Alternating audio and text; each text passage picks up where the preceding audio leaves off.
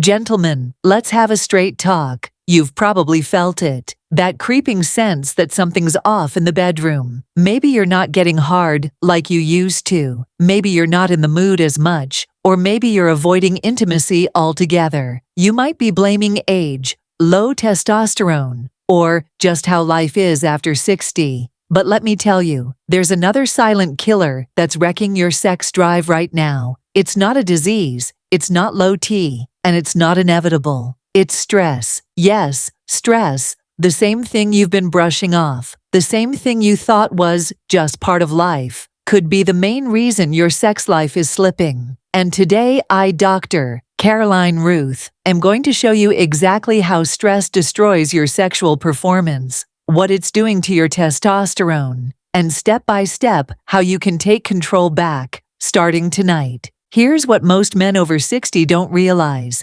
Your brain is the main switch for sexual desire. And stress is like someone pouring cold water over that switch every single day.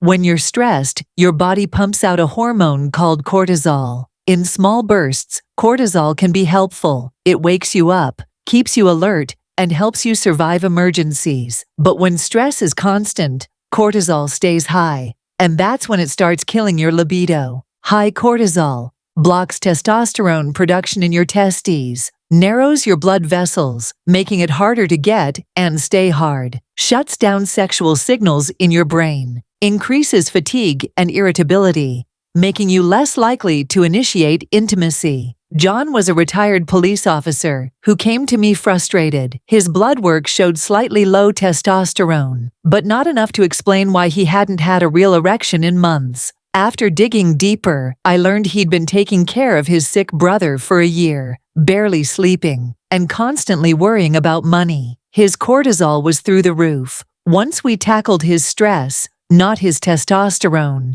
his erections returned within 8 weeks. Your testosterone is made from cholesterol in your testes. This process is controlled by signals from your brain. But here's the catch. When cortisol is high, your brain literally turns off the testosterone-making signal. It's called the pregnenolone steal. Your body diverts raw materials away from testosterone to make more stress hormones instead.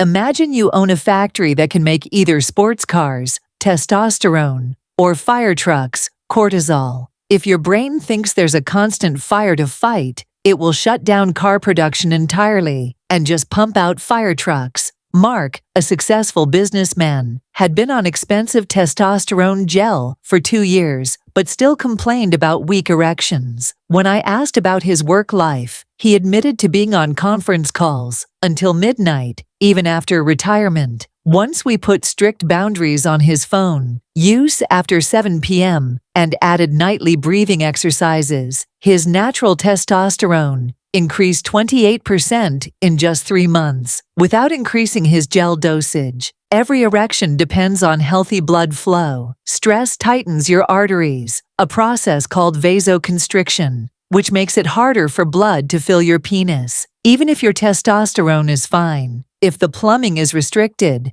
your erection will be weak or short-lived.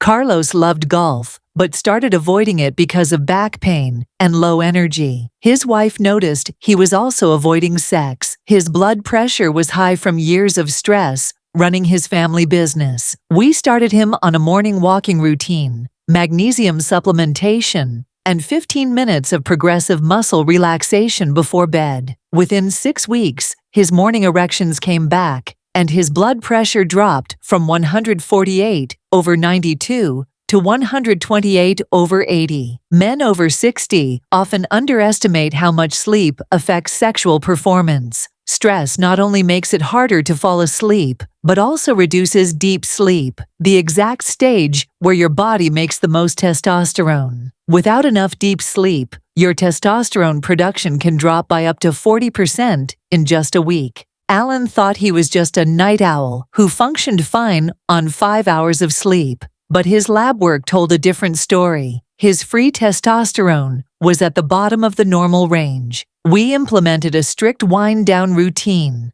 No TV after 9 p.m., blackout curtains, and 10 minutes of slow stretching before bed. In 2 months, his libido returned, and he told me, "It's like someone flipped the switch back on."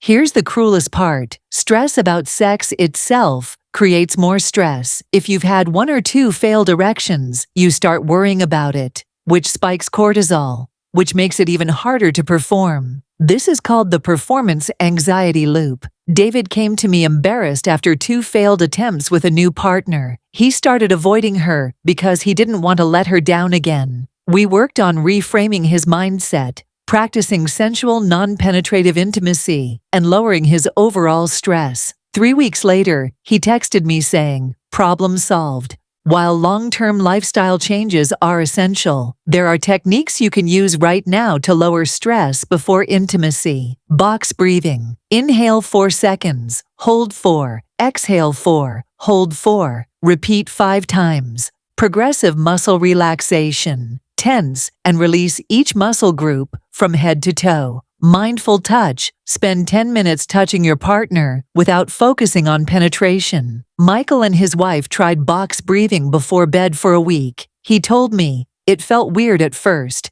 but I was shocked at how much calmer I felt and how much better things worked." If you want consistent, rock-hard erections into your 70s, you need to address stress at its roots. Exercise daily, especially walking, swimming, and strength training. Meditation or deep breathing practice. Cut caffeine after 2 p.m. Schedule daily downtime. Yes, like an appointment. Delegate tasks. Stop trying to control everything yourself. Sam was a perfectionist who micromanaged his grown kids' businesses. Once he learned to let go, join a morning men's yoga class, and take weekends completely off from work talk, his sex drive came roaring back within 90 days. Stress isn't just about external pressures, it's about how you perceive them. Men who see challenges as manageable tend to have lower cortisol, better testosterone, and healthier erections, even under the same circumstances, as men who crumble under pressure. Paul cared for his wife during her cancer treatment. Instead of feeling crushed, he practiced gratitude journaling every morning. His lab work showed healthy testosterone and blood pressure, despite enormous life stress. Gentlemen, when we talk about stress, most of you immediately think about cortisol, the body's primary stress hormone. But here's the shocking part. Cortisol isn't working alone. It's part of a gang of silent hormonal saboteurs that are quietly dismantling your sexual performance. When stress lingers, your body starts producing prolactin. Yes, the same hormone that rises in women after childbirth. Elevated prolactin in men drastically lowers testosterone, makes erections softer, and kills sexual desire. Then there's norepinephrine, a fight-or-flight hormone that makes your heart race, but also constricts blood vessels, including the tiny ones that feed your penis. Martin, 64, was in excellent shape. He exercised 3 times a week and ate well, but stress from caring for his elderly mother started to take a toll. He noticed that even when he was mentally aroused, his body wouldn't cooperate. Blood tests revealed normal testosterone, but sky-high prolactin levels and elevated norepinephrine. Once he learned stress was the trigger and began daily relaxation breathing, within 3 months, his prolactin dropped. And so did his bedroom problems. Action. Tip: you can't just boost testosterone and ignore other hormones. If stress is ongoing, you need to actively lower prolactin and norepinephrine. Try 5 to 10 minutes of slow, deep diaphragmatic breathing twice a day, or cold showers to trigger parasympathetic recovery. Here's something most men over 60 don't realize. Poor sleep acts like a stress amplifier. Every night you miss deep, restorative sleep, your body pumps out more cortisol the next day. And the higher your cortisol, the lower your testosterone and nitric oxide production. Deep sleep isn't just for rest. It's when your brain sends repair signals to your testicles, telling them to produce testosterone. Skip that, and you're sending low-priority signals to your reproductive system. Ravi, 61, was a retired businessman who loved staying up late, watching news debates. He thought his low desire and weaker erections were just old age. But when Dr. Caroline Ruth asked him about his sleep, he admitted he was only getting 4 to 5 hours a night. She had him commit to a strict bedtime of 10:30 p.m., no screens an hour before bed, and magnesium glycinate before sleep. Within 6 weeks, Ravi noticed morning erections were back, a sign his hormonal balance was improving. Action tip: if you're over 60 and struggling in the bedroom, make sleep non-negotiable. Think of each hour before midnight as testosterone bank interest. You want to collect as much as possible. Stress doesn't just mess with your hormones, it rewires your brain. Over time, constant stress conditions your brain to prioritize survival over pleasure. The neural pathways that used to light up at the thought of intimacy start going dim. But here's the good news: you can train your brain back into desire mode. Techniques like sensate focus, mindfulness meditation, and even specific guided imagery can reconnect your brain to your body.